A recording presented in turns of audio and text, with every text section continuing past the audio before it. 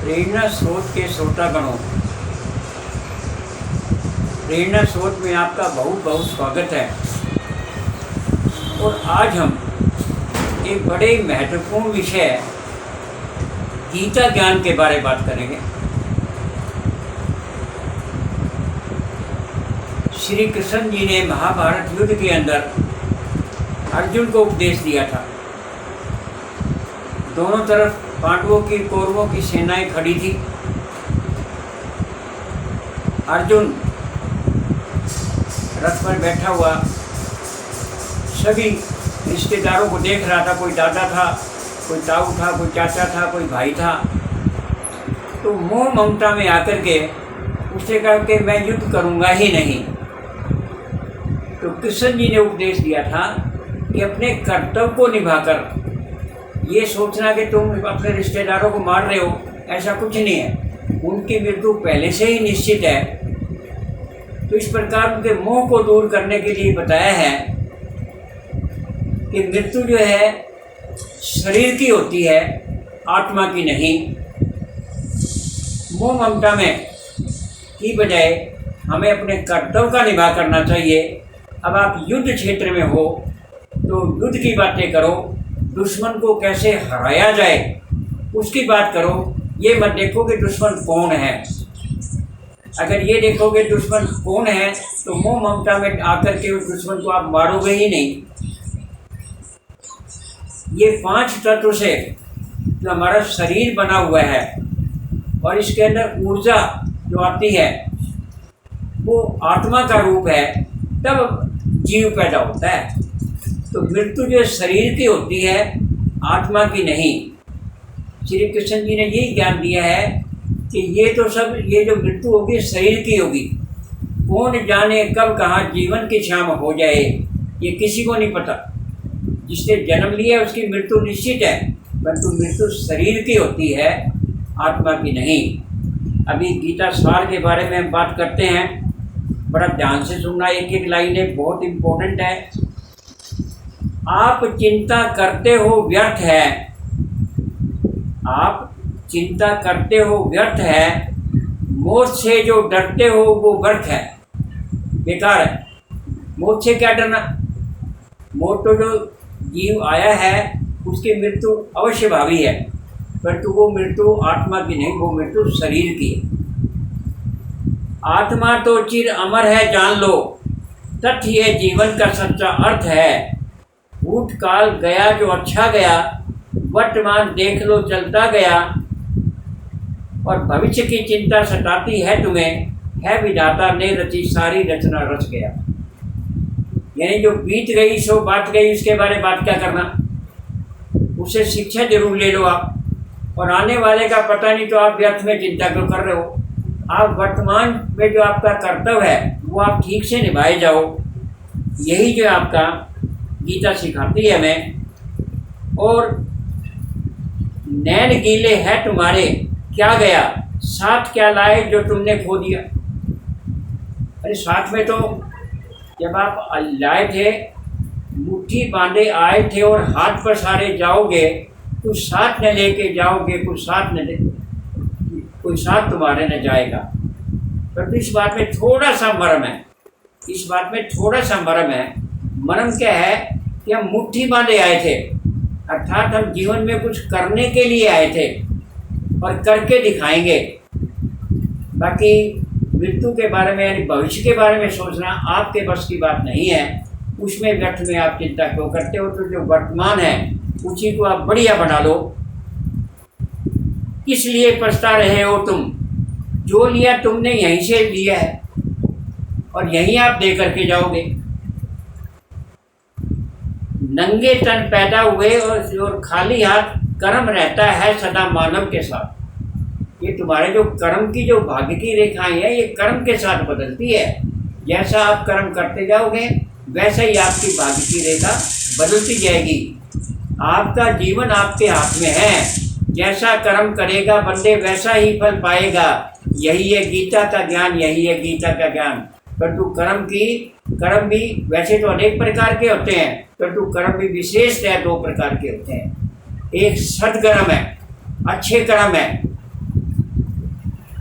आप मीठी वाणी बोलिए, आप दूसरे की सहायता करिए, आप जो है सद्व्यवहार करिए। तो इस प्रकार से ये करेंगे तो इसको बोलते हैं अच्छे कर्म। तो अच्छे कर्म हमेशा जीवन में याद रहेंगे तो तुम्हारे कर्म भी अच्छे बनेंगे। अगर तुम्हारे कर्म अच्छे हैं तुम्हारे भाग्य भी अच्छे बनेंगे। इसी प्रकार से अगर आप लोभ मोह क्रोध अहंकार वगैरह में डूब करके अपना व्यर्थ में जीवन गंवा लोगे तो इसमें तुम्हारा ही जाएगा, किसी और का क्या जाएगा। तो इसलिए कर्म आप अच्छे करो, कर्म पर ही तुम्हारा संपन्नता पर मगन तुम होते रहो, एक दिन तुम ही चले जाओगे खाली आप। जो कुछ तुमने कमाया इस पर कभी घमंड मत करो, क्योंकि जो कुछ है यहीं रखा रह जाएगा।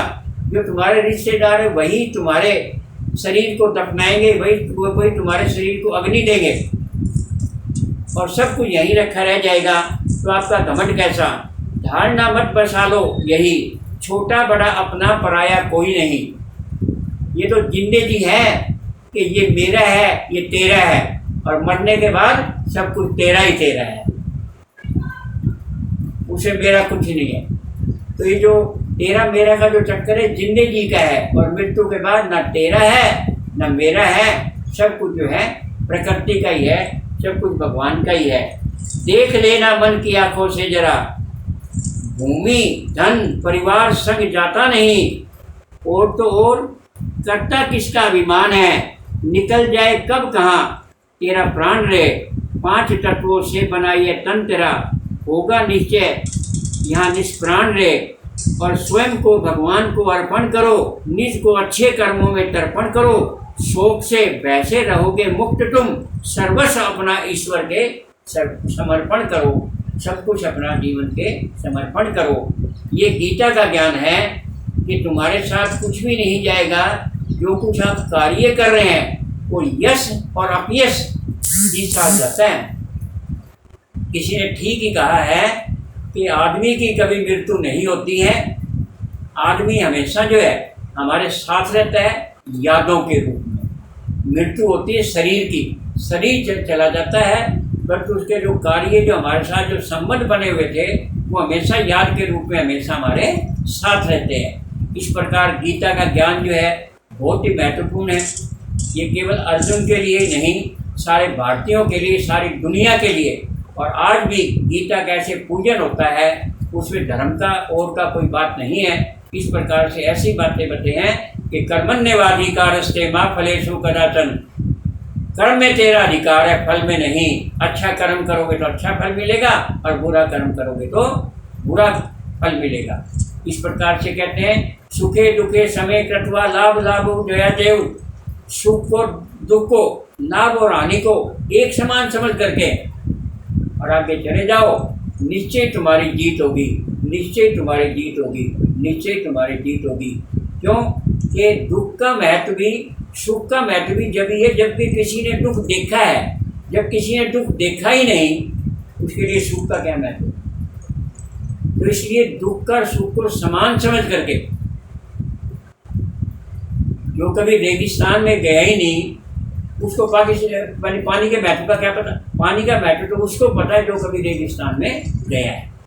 तो ये सब बातें जो है गीता ज्ञान के अंतर्गत में, और कुछ बातें हम रामायण और महाभारत के बारे में बातें करेंगे। रामायण के बारे में, महाभारत के बारे में, या श्री कृष्ण जी के बारे में कुछ कहते हैं ये तो एक कहानियाँ हैं, ये तो एक मन गढ़ंत कहानियाँ हैं। अरे कहानियाँ, ये कहानियाँ नहीं है, ये तथ्य है। रामायण भी हुआ था, अयोध्या के राजा दशरथ थे, उनके पुत्र राम लक्ष्मण वगैरह सब हुए, सब ये थे, परंतु इन्हें कर्म अच्छे किए इसलिए ये प्रसिद्ध हो गए। इन्होंने दूसरे के दुखों का निवारण किया इसलिए ये प्रसिद्ध हो गए अपने कामों के कारण से।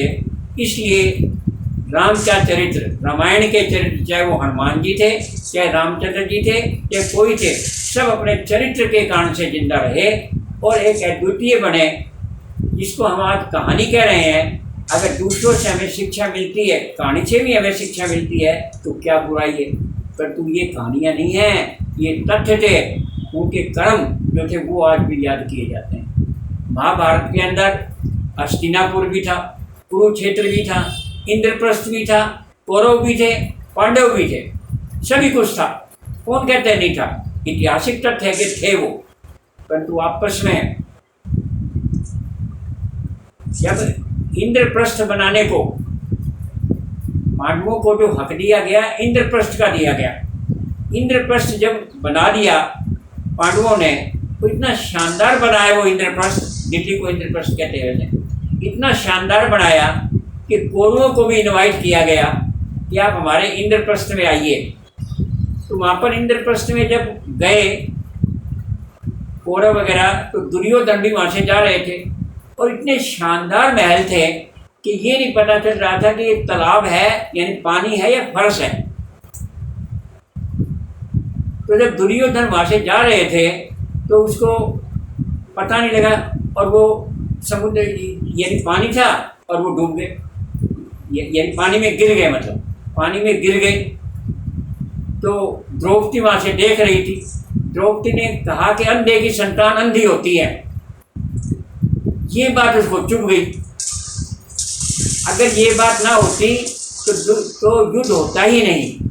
तो ये बात उसको चुभ गई, इसीलिए द्रौपदी चीरहरण हुआ बदला लेने के लिए। और द्रौपदी चीरहरण भी नहीं होता तो महाभारत कहाँ से हो जाती। तो इस प्रकार से कुछ एक कर्म ऐसे थे जिसके कारण से आगे इतिहास बनता चला गया। तो महाभारत में भी श्री कृष्ण जी ने गीता का उपदेश दिया। इसी प्रकार श्री कृष्ण जी के जीवन के अंदर भी कितनी बातें आई।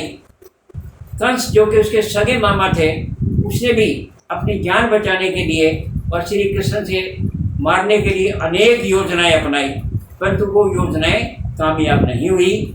और आखिरी में श्री कृष्ण जी ने और अपने मामा का ही वध करना पड़ा और अपने नाना को, जिसको कैद किया हुआ था, उनको भी स्वतंत्र कराया। उग्रसेन, उनको भी, अग्रसेन महाराज थे, उनको भी स्वतंत्र कराया था।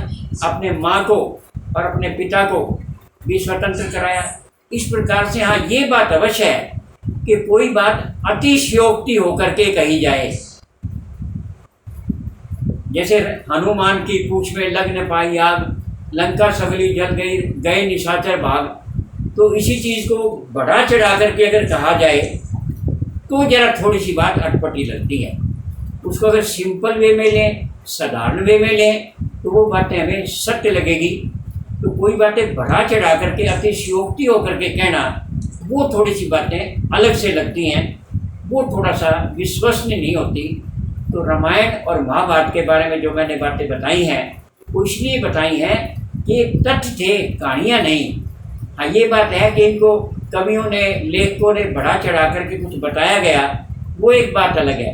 तो कोई भी कहानी, जैसे पंचतंत्र की कहानी है, वो पक्षियों की कहानी है, बनावटी कहानी है, परंतु उसके बाद भी हमें उनसे शिक्षा मिलती है।